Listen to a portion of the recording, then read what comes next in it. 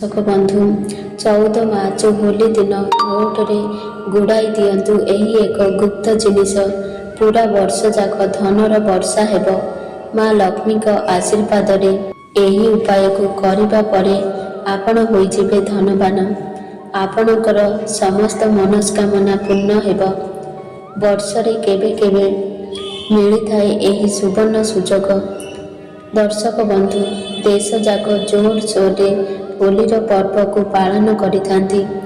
ଏହି ବର୍ଷ ଅନେକ ପ୍ରକାରର ଶୁଭ ସଂଯୋଗ ହୋଲି ଦିନ ନିର୍ମାଣ ହେବାକୁ ଯାଉଅଛି।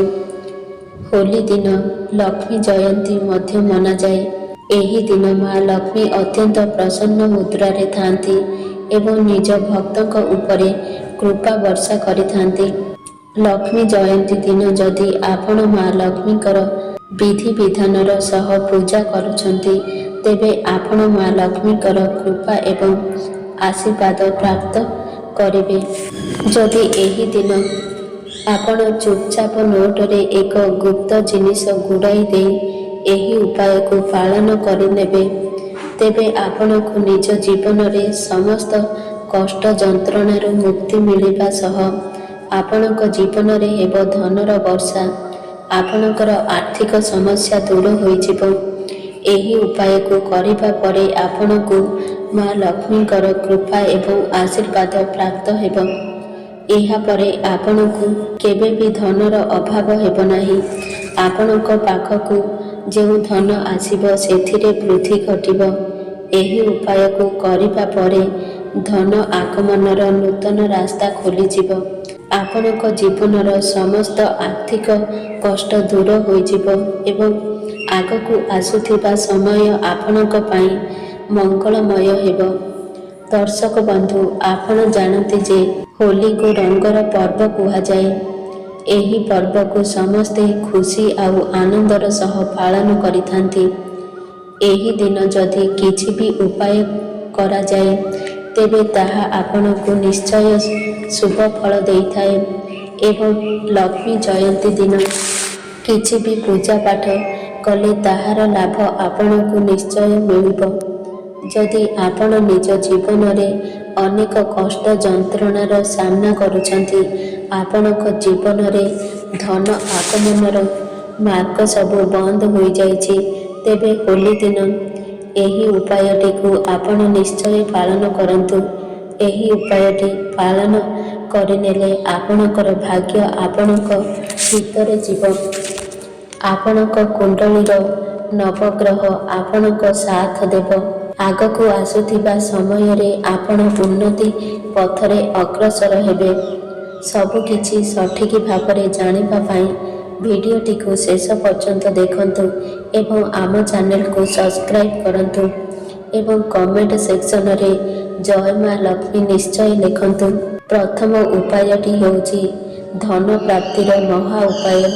ଯଦି ଆପଣ ଚାହୁଁଛନ୍ତି ଏହି ହୋଲି ପରେ ପରେ ଆପଣଙ୍କର ସମସ୍ତ ଆର୍ଥିକ ସମସ୍ୟା ଦୂର ହୋଇଯାଉ ବୋଲି ମା ଲକ୍ଷ୍ମୀଙ୍କ ଆଶୀର୍ବାଦରେ ଆପଣ ଧନବାନ ହେବାକୁ ଚାହୁଁଥିଲେ, 14 ମାର୍ଚ୍ଚ ସନ୍ଧ୍ୟା ସମୟରେ ଆପଣ ଏ ଉପାୟଟିକୁ ପାଳନ କରିବେ। 14 ମାର୍ଚ୍ଚ ସୂର୍ଯ୍ୟ ଅସ୍ତ ପରେ ଆପଣ ଗାଧୋଇ ଶୁଦ୍ଧ ପବିତ୍ର ହୋଇ ନାଲି ରଙ୍ଗର ବସ୍ତ୍ର ଧାରଣ କରନ୍ତୁ। ମା ଲକ୍ଷ୍ମୀଙ୍କୁ ନାଲି ରଙ୍ଗ ଅତ୍ୟନ୍ତ ପ୍ରିୟ ଅଟେ ଏବଂ ଯେବେ ବି ତାଙ୍କ ପୂଜାରେ ନାଲି ରଙ୍ଗର ବ୍ୟବହାର କରାଯାଏ, ତ ସେହି ପୂଜାଟି ତୁରନ୍ତ ସିଦ୍ଧି ପ୍ରାପ୍ତ କରିଥାଏ। ତେବେ ଆପଣ କ'ଣ କରିବେ ନା, ଏକ 500 ଟଙ୍କିଆ ନୋଟ ନେବେ। ଯଦି ଆପଣଙ୍କ ପାଖରେ 500 ଟଙ୍କିଆ ନୋଟ ନଥାଏ, ତେବେ ଆପଣ 100 ଟଙ୍କିଆ ନୋଟ ମଧ୍ୟ ନେଇପାରିବେ, କିନ୍ତୁ 100 ଟଙ୍କାରୁ କମ୍ ଟଙ୍କାର ନୋଟ ନେବେ ନାହିଁ। ଏହାପରେ କ'ଣ କରିବେ ନା, ଗୋଟିଏ ହଳଦୀ ଖଣ୍ଡ ନେବେ, ମାନେ ଗୋଟା ହଳଦୀ ଗୋଟିଏ ନେବେ। ଏହାପରେ ଏକ ନାଲି ରଙ୍ଗର ସୂତାକୁ ନେବେ। ଏବେ ନିଜର ପୂଜା ଘରକୁ ଯାଇ ମା ଲକ୍ଷ୍ମୀଙ୍କ ଫଟୋ କିମ୍ବା ମୂର୍ତ୍ତି ଆଗରେ ବସି ଏକ ଘିଅର ଦୀପ ଜଳାଇବେ। ଏହାପରେ ନିଜ ହାତରେ ନୋଟକୁ ଏବଂ ହଳଦୀ ଖଣ୍ଡକୁ ଧରି ମା ଲକ୍ଷ୍ମୀଙ୍କର ବୀଜ ମନ୍ତ୍ର 11 ଥର ଜପ କରିବେ। କାରଣ 11 ସଂଖ୍ୟାଟି ମା ଲକ୍ଷ୍ମୀଙ୍କୁ ଅତ୍ୟନ୍ତ ପ୍ରିୟ ଅଟେ।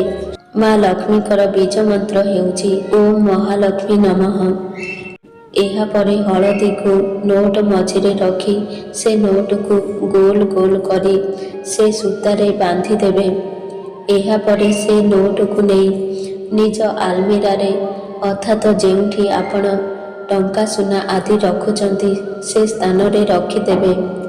କେବଳ ଏତିକି ଉପାୟ 14 ମାର୍ଚ୍ଚ ଦିନ କରିନେବେ। ଆପଣ ଧନବାନ ହୋଇଯିବେ ଏବଂ ଆପଣ ନିଜ ଜୀବନରେ ସମସ୍ତ ଆର୍ଥିକ ସମସ୍ୟାରୁ ମୁକ୍ତି ପାଇବେ। କାରଣ ଏ ନୋଟଟି ବର୍ତ୍ତମାନ ଅଭିମନ୍ତ୍ରିତ ହୋଇସାରିଛି। ଏହା ଆପଣଙ୍କ ଗୃହକୁ ଚୁମ୍ବକ ପରି ଧନକୁ ଆକର୍ଷଣ କରିବ। ଧ୍ୟାନ ରଖନ୍ତୁ, ଏ ନୋଟକୁ କେବେ ବି ଖର୍ଚ୍ଚ କରିବେ ନାହିଁ। ଏହାକୁ ଆଲମିରାରେ ହିଁ ରଖିଥିବେ। ଏହା ପରର ଉପାୟ ହେଉଛି ଶୁକ୍ର ଗ୍ରହର ସାଥ ପାଇବାର ମହା ଉପାୟ। ଦର୍ଶକ ବନ୍ଧୁ, ଆପଣଙ୍କ ଜୀବନରେ ଧନ ଆସୁଛି କିନ୍ତୁ କୌଣସି ନା କୌଣସି ରାସ୍ତାରେ ଖର୍ଚ୍ଚ ହୋଇଯାଉଛି। ଆପଣଙ୍କ ପର୍ସ ସର୍ବଦା ଖାଲି ରହୁଛି। ଯେତେ ରୋଜଗାର କଲେ ମଧ୍ୟ ନିଅଣ୍ଟ ହେଉଛି। ଅନାବଶ୍ୟକ ଖର୍ଚ୍ଚ ଦିନକୁ ଦିନ ବଢ଼ିବାରେ ଲାଗିଛି। ତେବେ ଏହାର ଅର୍ଥ ଆପଣଙ୍କ କୁଣ୍ଡଳୀର ଶୁକ୍ର ଗ୍ରହ ଆପଣଙ୍କର ସାଥ ଦେଉନାହିଁ। ଶୁକ୍ର ଗ୍ରହକୁ ଧନ ଏବଂ ସମ୍ପଦର ଗ୍ରହ ବୋଲି କୁହାଯାଏ। ଏହାର ନିୟନ୍ତ୍ରଣ ମା ଲକ୍ଷ୍ମୀଙ୍କ ହାତରେ ଥାଏ। ଯେଉଁ ବ୍ୟକ୍ତିର ଶୁକ୍ର ଗ୍ରହ ମଜବୁତ ଥାଏ ସେ ବ୍ୟକ୍ତି ଧନ ସମ୍ବନ୍ଧୀୟ ଯେଉଁ ବି ନିଷ୍ପତ୍ତି ନିଅନ୍ତି ସେଥିରେ ତାଙ୍କର ଲାଭ ହିଁ ହୋଇଥାଏ। ଯଦି ଆପଣ ଚାହୁଁଛନ୍ତି ସର୍ବଦା ଆପଣଙ୍କ କୁଣ୍ଡଳୀର ଶୁକ୍ର ଗ୍ରହ ଆପଣଙ୍କର ସାଥ ଦେଉ ବୋଲି, ଆପଣଙ୍କ ଜୀବନରେ ଅନାବଶ୍ୟକ ଖର୍ଚ୍ଚ କମ୍ ହେଉ ବୋଲି, ତେବେ ଆପଣ କ'ଣ କରିବେ ନା 14 ମାର୍ଚ୍ଚ ହୋଲି ଦିନ ସୂର୍ଯ୍ୟ ଅସ୍ତ ପରେ ଗାଧୋଇ ସାରି ଏକ ନାଲି ରଙ୍ଗର କପଡ଼ା ନେବେ ଏବଂ ସେଥିରେ ଗୋଟେ ମୁଠା ଲବଙ୍ଗ ତାହା ଏକ ପୁଟୁଳି ବନାଇବେ।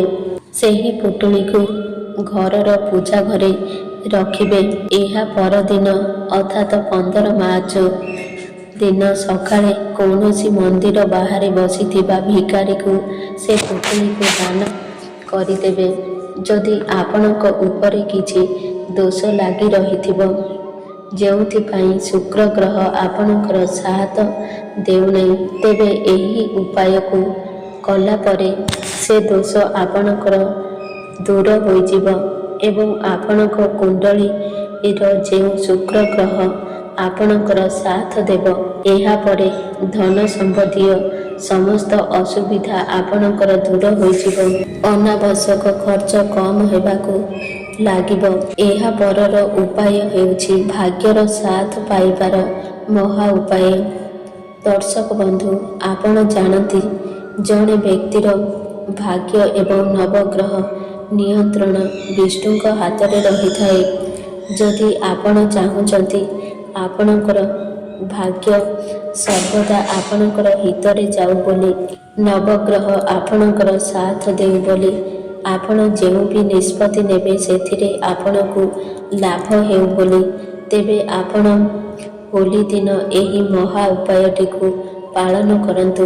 ହୋଲି ଦିନ ଭଗବାନ ବିଷ୍ଣୁ ଉସ୍ତ ଗଛରେ ନିବାସ କରିବାକୁ ଆସିଥାନ୍ତି।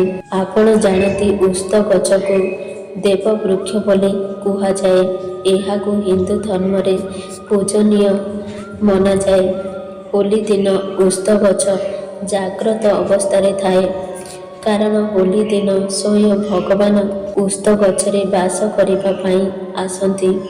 ତେବେ ଆପଣ କ'ଣ କରିବେ ନା ଏହି ହୋଲି ଦିନ ସନ୍ଧ୍ୟାରେ ଗାଧୋଇ ସାରି ଉସ୍ତ ଗଛ ନିକଟରେ ଏକ ଘିଅର ଦୀପ ଲଗାନ୍ତୁ। ପୂର୍ବ ଦିଗକୁ ମୁହଁ କରି ସେ ଦୀପକୁ ଜଳାନ୍ତୁ ଏବଂ ଭଗବାନ ବିଷ୍ଣୁଙ୍କର ବୀଜ ମନ୍ତ୍ରକୁ 11 ଥର ଜପ କରିବେ। ଭଗବାନ ବିଷ୍ଣୁଙ୍କର ବୀଜ ମନ୍ତ୍ର ହେଉଛି ଓମ୍ ନମଃ ଭଗବତେ ବାସୁଦେବାୟ। କେବଳ ଏତିକି ଉପାୟ ଆପଣ ହୋଲି ଦିନ ସୂର୍ଯ୍ୟ ଅସ୍ତ ସମୟରେ କରି ନେଉଛନ୍ତି, ତେବେ ମାନି ଚାଲନ୍ତୁ। ଆପଣଙ୍କର ଦୁର୍ଭାଗ୍ୟ ଦୂର ହୋଇଯିବ ଏବଂ ଆପଣଙ୍କର ଭାଗ୍ୟ ଆପଣଙ୍କ ହିତରେ ଯିବ। ଆପଣଙ୍କର ନବଗ୍ରହ ଆପଣଙ୍କର ସାଥ ଦେବ ଏବଂ ଆଗକୁ ଆସୁଥିବା ସମୟରେ ଆପଣ ସଫଳ ହେବେ। ଏହା ପରର ଉପାୟଟି ହେଉଛି ଘରର ଉନ୍ନତିର ମହା ଉପାୟ। ଯଦି ଆପଣ ଚାହୁଁଛନ୍ତି ଆପଣଙ୍କ ଘରେ ସକାରାତ୍ମକ ଉର୍ଜାର ବାସ ହେଉ ବୋଲି ମା ଲକ୍ଷ୍ମୀଙ୍କର ଆଶୀର୍ବାଦ ଆପଣଙ୍କର ପୂରା ପରିବାରର ଉପରେ ରହୁ ବୋଲି ଏବଂ ଆପଣଙ୍କ ଘରର ସମସ୍ତ ସଦସ୍ୟ ଉନ୍ନତି କରନ୍ତୁ ବୋଲି ଚାହୁଁଛନ୍ତି, ତେବେ ଆପଣ କ'ଣ କରିବେ ନା ହୋଲି ଦିନ ସକାଳୁ 11ଟି ରୁଟି ବନାଇବେ। ଏହାପରେ ସେ ରୁଟିରେ ଅଳ୍ପ ଅଳ୍ପ ଗୁଡ଼ ରଖି ଗାଈକୁ ଖାଇବାକୁ ଦେବେ। ଦର୍ଶକ ବନ୍ଧୁ, ଗାଈ ଭିତରେ 33 କୋଟି ଦେବୀ ଦେବତା ବାସ କରିଥାନ୍ତି। ଗାଈକୁ ଖୁଆଇ ସନ୍ତୁଷ୍ଟ କଲେ ଆପଣଙ୍କୁ ମା ଲକ୍ଷ୍ମୀଙ୍କ ସହ ଅନେକ ଦେବୀ ଦେବତାଙ୍କର ଆଶୀର୍ବାଦ ମିଳିବ। ଆପଣଙ୍କ ଘରର ଉନ୍ନତି ହେବ। ଆପଣଙ୍କ ଘର ପରିବାର ଉପରେ ସକାରାତ୍ମକ ଉର୍ଜାର ବାସ ହେବ। ଦର୍ଶକ ବନ୍ଧୁ, ଯଦି ମୋ ଭିଡ଼ିଓ ଆପଣଙ୍କୁ ପସନ୍ଦ ଆସେ ତାହେଲେ ଭିଡ଼ିଓକୁ ଗୋଟିଏ ଲାଇକ୍ କରନ୍ତୁ ଏବଂ ଆମ ଚ୍ୟାନେଲକୁ ସବସ୍କ୍ରାଇବ୍ କରନ୍ତୁ ଏବଂ ସାଙ୍ଗମାନଙ୍କୁ ଅଧିକରୁ ଅଧିକ ସେୟାର କରନ୍ତୁ ଏହିଭଳି ମୋଟିଭେସନ୍ ଭିଡ଼ିଓ ଦେଖିବା ପାଇଁ। ଜୟ ଜଗନ୍ନାଥ।